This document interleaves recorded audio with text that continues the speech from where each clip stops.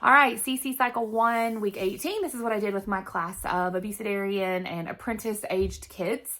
So for timeline, we limboed. So I have, this is just a long jump rope my kids play with. And me and another mom and I, better grammar there, held it. And we listened to that portion of the timeline song over and over again while the kids go under it, and we progressively take it down, and they think it's fun. It's a good way to listen to the timeline song.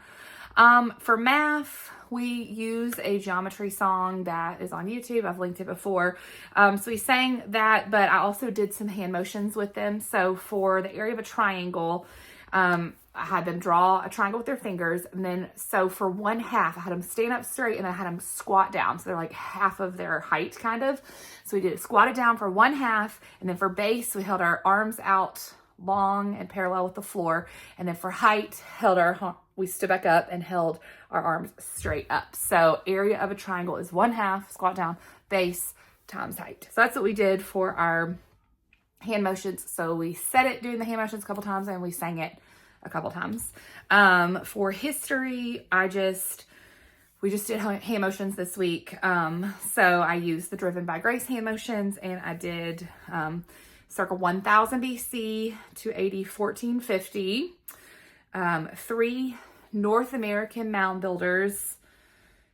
building civilizations were the Adena, the Hopewell, and the Mississippians. And so it's a really short song, so we just sang through it several times and did the hand motions. For geography, what I had intended to do was use those Valentine conversation heart candies, and I was going to have them put those on their maps, but I realized I was not going to have enough of those conversation heart candies for that and our review activity, which I'll talk about in a minute. And also we had kind of a weird situation with the facility that we meet in, where we had to meet in different classrooms that we're not used to, and we didn't have our magnet boards that we usually use. So anyway, because of that, we have these really big maps. The tutors have big maps that we usually have magnetized to the wall. Since we couldn't do that, instead I laid it on the floor, and they're like these huge laminated maps. And so we all just kind of like sat on it and around it and looked at my big map, and like I pointed out the areas to them.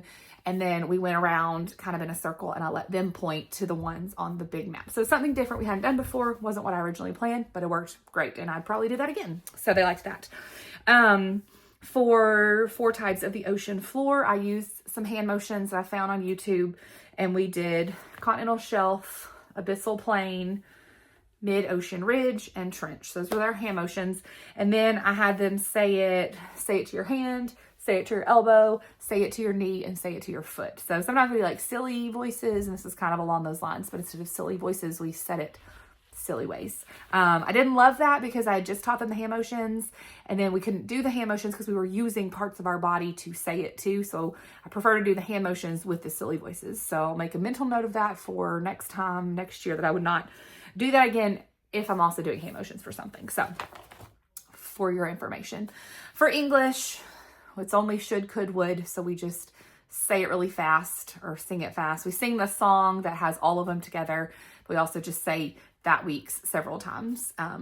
So we did for that. And then for Latin, like I've been doing this whole semester, whereas we repeat all the noun endings, we did exercises. So we did toy soldier kicks, we did speed skaters, we did crunches, and we did leg lifts and lowers as we listened through the song. For fine arts, for El Greco, as of me getting ready for my lesson last night, there were not any of those story cards posted in the tutor group.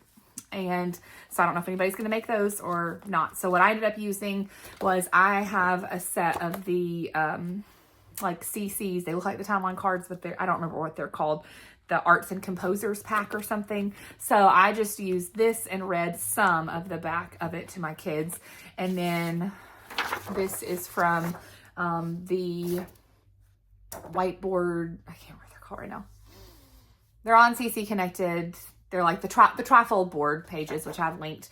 But I used this, and we looked at some of the other art from him. So I didn't have quite as much for us to talk about during art, about his life and stuff, but that was fine. And so we did stretched out snowmen for our, I'll show you, actually ended up I brought the kids home this week because usually we leave them there in filing thingy, but because of not being in our normal classroom, I didn't have access to those today. So we did these stretched out snowmen. Now our director printed off the snowmen, so I don't know where those came from.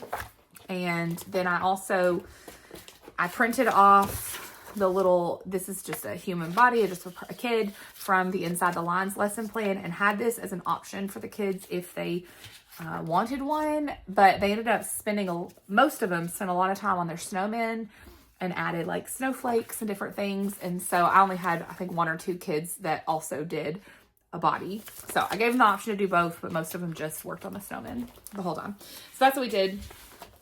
And if you're not familiar with it, like, it's a piece of paper with lines, and you cut them, you glue them spread out, and then you use your pencil to like elongate it like El Greco did. So anyway, that's what we did for fine arts today. And then for review, because this is Valentine's week, we used candy conversation hearts and did review bingo. So the review bingo is just the same one that I used in the first 12 weeks.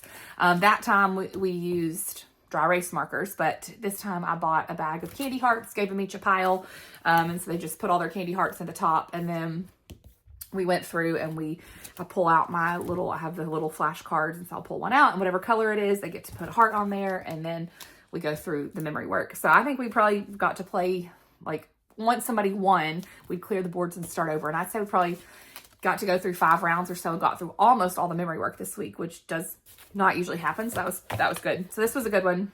If you're not watching this on Valentine's week, then just use whatever, a marker or candies of other kinds, but it just worked out nicely for Valentine's. I did see a cute Valentine's specific one posted maybe in the Tutor group, but I just used one that I already had. So anyway, that is fine. I mean, that's review, and I think that's everything. So I hope you have a great week, and we have our spring break. It's not spring at all here, but we have our mid-semester break next week. So I will be back the following week, and we'll share with you week 19. So, but I hope this helps for week 18.